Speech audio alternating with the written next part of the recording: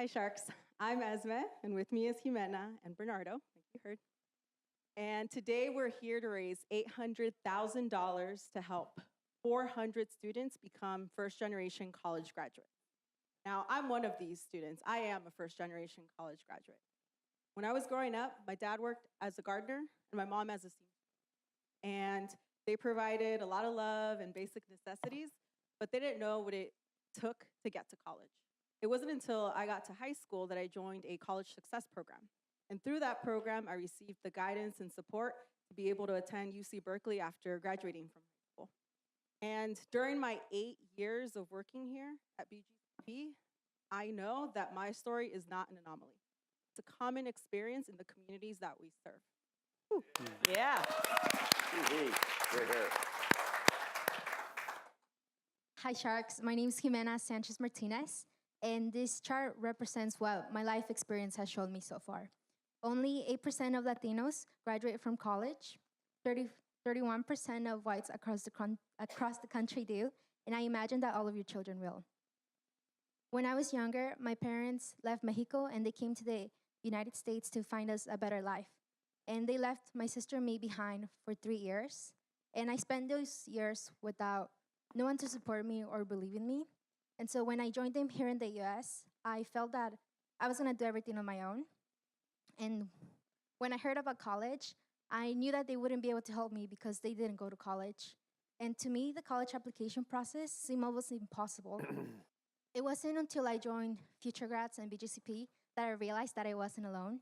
I found a support system and people who believed in me, and they supported me as I pursued the IB diploma. It's the most rigorous academic path at Sequoia High School. And through hard work, determination, and a supportive community, I was able to achieve a GPA of 4.5. Whew.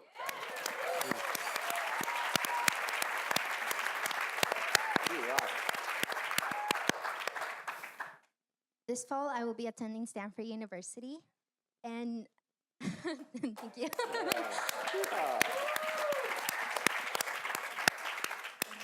I didn't truly understand what it meant to be a first-generation student until I stepped on Stanford's campus during AME weekend a couple weeks ago, and I felt so overwhelmed, nervous, and to be honest, I was a little afraid because I thought that I would be on my own and I would have to navigate through this prestigious university on my own. And it didn't make me scared that day I was there, but I realized that I wasn't alone. The BGCP staff, Jimmy, Jaime, and Esme are just a phone call away, and I'm very thankful that they're gonna support me even after I graduate from high school. Because of the support that Future Grads has provided me, and will continue to provide me after I graduate from high school, I will be one of the 8% who graduate from college. And like Esme, I'll be one of the 2% who get an advanced degree. Yeah. And she will. I know she will. The 4 keys to the success of our program, there's 4. And the first is peer support. We are creating a college-going culture. And we're training students to influence each other. And we do this by teaching them leadership skills and school success strategies.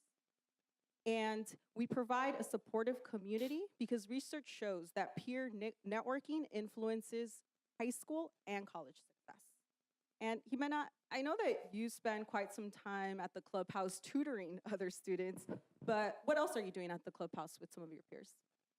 So my best friends, Nayeli and Ashley, are also part of the program, and we're all first-generation students. And so it's been really amazing to know that I'm part of this program, but I have my best friends with me, and we stay up together and we help each other with the essays. And so they've been a great support system for me. The second key is we've pushed on to school campuses. We are, in addition to our clubhouses, we're now serving students at East Palo Alto, Menlo Atherton, Woodside, and Sequoia High School. And this has allowed us to reach many more students, work closely with them, as well as with the school staff. And the third key is our volunteer coaches. All our seniors are paired one-on-one with a volunteer coach. And these coaches do everything from proofreading personal statements to reading financial aid packages. And they work with students for 12 months during their senior year. And many of them are recent empty nesters, or what we call super moms and super dads, who have navigated the college process with their own children and are now using that expertise with our students. And Ximena, does this coach look familiar? Can you tell us a little bit about her?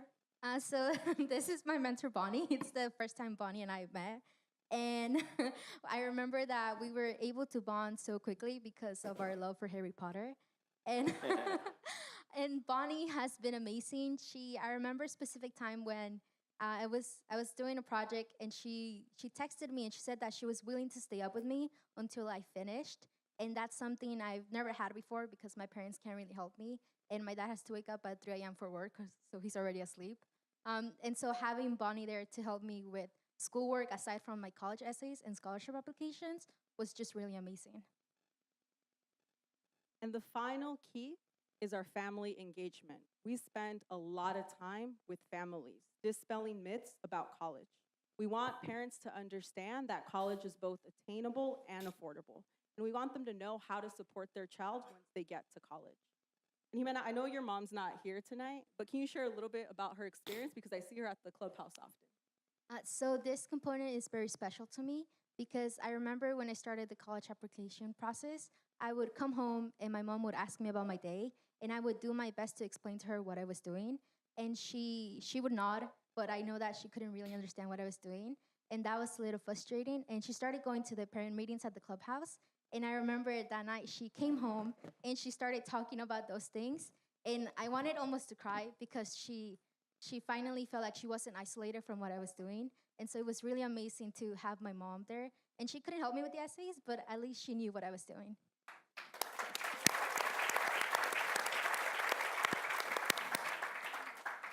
And in addition to those key pieces of our program, we also offer academic support, SAT and SAT preparation, college tours, access to community college courses, and more recently, mental health services. We know that all students need mental health supports, especially as they're going through this process. And this year, we have Daniela, a full-time therapist at our high school center that's been supporting students in this way. And we know that getting to college is not enough, that career exposure is critical. And we're fortunate to partner with great companies that provide this during the summer. And they do this through apprenticeships and paid internships. And through these experiences, students are able to learn about career opportunities that they can pursue after college. Ximena, do you want to share a little bit about your experience last summer? This past summer, I did the City Hall apprenticeship, and it was 5 weeks, and each week was at a different department. And my favorite was the library because I love books. And so through this apprenticeship, I got to learn what it really takes to run a city, and I met local leaders. And I was able to learn about this program called Redwood City Teen Advisory Board. And so I joined and I ran for secretary, and I was elected secretary. And through that program, I was able to establish 2 committees. One is the education committee, and I'm the head of that committee. And so what we're trying to do is make sure that all students, no matter their backgrounds, get information about scholarships and college. And the second one is the Teen Hangout Spot Committee. And we know that teens don't have a lot of spaces to go in Redwood City. And so we're trying to gather some data from the teens as to what they want. And so that's something we're working on. This is our 4th year running the program. And we've had a total of 146 students graduate from high school. And 89% of them have enrolled in college. 62%?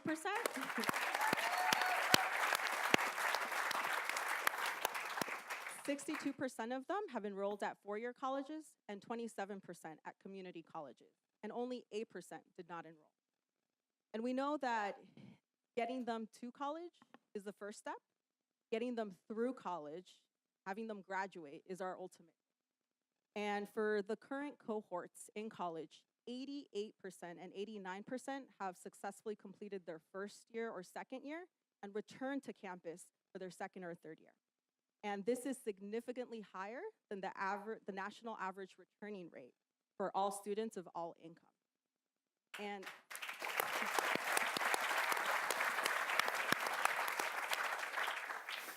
Bernardo, as a first-generation college student, can you share your story with us? Yes, of course. Sharks, as Esme mentioned, support to get through college is as important as the support needed to get to. Like many of my peers, my parents did not have the resources or the opportunity to go to college. Yet they knew that for me to understand the importance of an education was their number one priority. Originally, I didn't want to go to college. As the oldest of four, I was really aware of the financial struggles that my family was facing. So as a sophomore in high school, I decided that once I graduated, I was just going to enter the workforce. When my mentor, Mike Jones, heard about that, he wasn't having it. He immediately sat me down and we had a conversation about the endless possibilities that a college degree can provide me. Once I set my mind to that goal, the Boys and Girls Club staff was ready to help me in any way possible. With their support, I was accepted to the University of the Pacific in Stockton.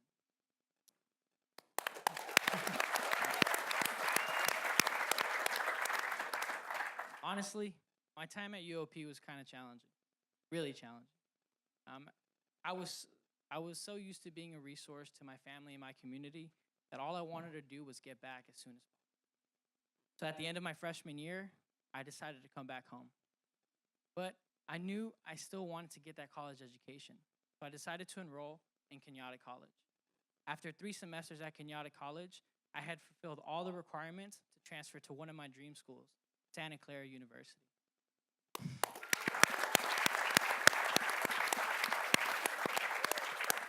I was a bit reluctant to submit my application.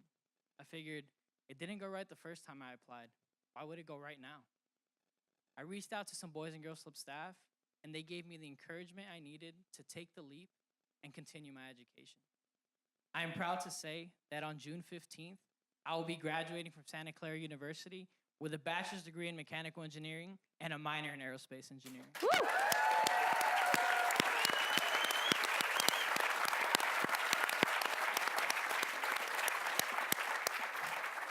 I hope that my story helps show you the importance of helping first-generation college students get through college, because that support changed everything for me. And Sharks, if you're hiring,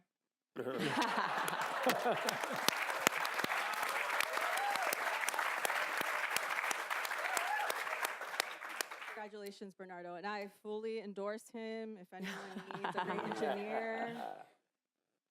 So this is the 4th year that we're running the program, and we've expanded it from serving 250 students to 360 this year. And in the next 2 years, we're looking to serve 470 students, with all the growth coming from college students. And much like Bernardo highlighted, we know we need to invest more in our college supports to ensure that more students like Bernardo graduate from college. And it costs $2,000 to provide support to each student in the program. And we have 4 years of running this program and have proven that it works, and now is the time to scale it. These first-generation students, many of them won't earn a college degree without an intervention like ours. And the ROI on our College Success Program is outstanding. With an $800,000 investment, we can support 400 first-generation students, have 50 college graduates every year, and increase their lifetime earnings by 1.2 million and 60 million overall. Now, this kind of program worked for me, has worked for Ximena and for Bernardo. So let's provide the same opportunity to other high potential students like Bernardo and Ximena. Okay, Sharks, can we answer any questions? So why do the 8% that you don't circulate, don't try to apply, why do they fail?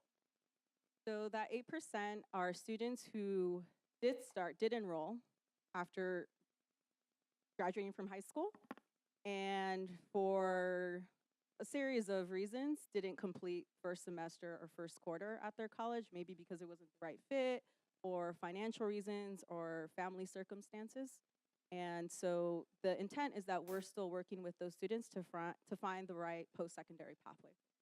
You mentioned social health. How big a component of your overall program is that? Having serving on the board of the Packard Children's Hospital, that's one of the most significant health issues on the peninsula today. I'd be curious to understand how that fits into the program overall. So I think as an organization, we actually didn't recognize how high that need was. And we usually see it the most come senior year.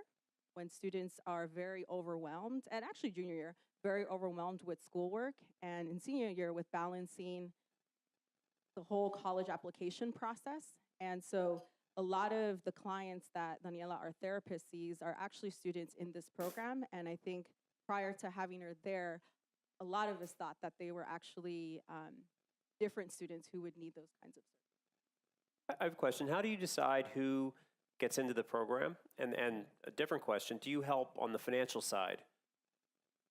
So we are not selective. We are open to any student who simply has a desire to graduate from college. And we start working with students the summer before their sophomore year. So pretty early on to make sure that we can positively influence academics in the 2 critical years, sophomore and junior year. And in the second part to your Do you question, help people navigate the financial system in terms of how to pay for college and all those definitely. things? Yeah, so that's a big part of all the family meetings senior year, but we actually start talking about that summer before sophomore year, so that we have the family buy-in and they understand that this is not just something that we're working with their child, but that it's a whole partnership with the family. Thanks. So of the 400 kids that you support, how many will end up applying to college? And of those who apply, how many will end up matriculating their first year? Virtually all of them apply to college at some point. And 400, to be clear, represents students who are also in college. There's about 90 a year who will be graduating from high school. Virtually all of them apply, and historically, 89% of them then enroll there in the fall into some form of college. It could be a 2-year or it could be a 4-year. Thank you. Your stories are so compelling and inspiring. Love the swag, a very nice touch. And this seems like a really terrific program. I'm curious about Bonnie and Rob. Bonnie and Rob, those were the 2 mentors. Did I get their names right? Bonnie, got Bonnie, Rob, or something like that. Michael, David, John, one of those names. So I look out here and I see a lot of empty nesters, or what appears to me to be approaching empty nesthood. And so my question is, if you guys stood at the door, how many people do you think you could get signed up to be one-on-one mentors for this program next year? I mean, I think, Layla, I think you should stand out there. I and might hand out just do forms, that, 'cause you know? if Not you guys, afraid. If you're not signed up for it, you better get out fast before Layla finds you. There you go. I will say, And I am fast. Could you tell the crowd I'm quite fast? and I will say, give a shout out. I don't know if Jane Burgess is here, but our board chair's wife, Jane Burgess, she's the one who actually came in and did a blitz intervention and created this whole super mom concept. And she brought Bonnie with her and a bunch of other moms and really just, made this whole thing happen. That's cool. Amazing. Nice work, you guys. I'll ask the last question. So for the $2,000 a year to support each kid and to get them through the program, it seems like you take all the kids, you're finding money to get any kid who wants to get through that you think can make it through into the program. What does the $2,000 go towards per kid per year? And then ultimately, how can you scale that and make it more efficient as you all have gone through and you learn each year and get better at what you're doing? So the majority of the costs, again, Egon really doesn't like my answers very much probably, but the majority of the costs are for the staff. 85% of the costs for us as an organization are for staff. It's to pay for people like Esme who are changing lives. So that's where, and as we increase our budget, it's the biggest increase we have every year is for staff raises because the cost of rent is skyrocketing and we're just being squeezed. Like all of our staff is saying they love the organization, they love the kids, they want to keep working here, but how many years can they keep doing this? This is ridiculous. So that's where, for me, strategically, I think the best return on investment I can make is investing in our staff to keep them that 6th and 7th and 8th year. That's scaling impact, that's scaling expertise. It's not dramatically reducing the cost per kid. At the end of the day, we have our staff has a caseload of about 80 to 90 students per staff. There may be some apps out there you can use, but it's that personal touch that they really need. When Bernardo comes back from UOP and he's hesitant and reluctant to apply to Santa Clara because he thinks he's going to fail again and he doesn't want to set himself up for that, that requires Mike Jones sitting down with them and spending hours and hours and hours just as a big brother and a loving adult in his life. and we haven't figured out. I mean, the program, I think, gets better every year. That's the scalability, but the cost, unfortunately, does not plummet. Our big investment this year, our big growth opportunity this year is around college success, college continuation. We've been supporting our college class, okay, and we did it with Bernardo, but it was more sort of ad hoc. We need to systematize that better. And so I think there's a chance to do much better job of college supports systemically for our students. And that some of that can be not necessarily automated, but done more efficiently. But at the end of the day, just think about your own kids, and if they're in a sports team and the tutoring you provide for them, the college access, at the end of the day, it's not an automated process. Great, thank you. I think my son, Chase. What do you got, Chase? Do you have an instruction? That was unfair. Oh. All right. Well, thank you very much, everybody.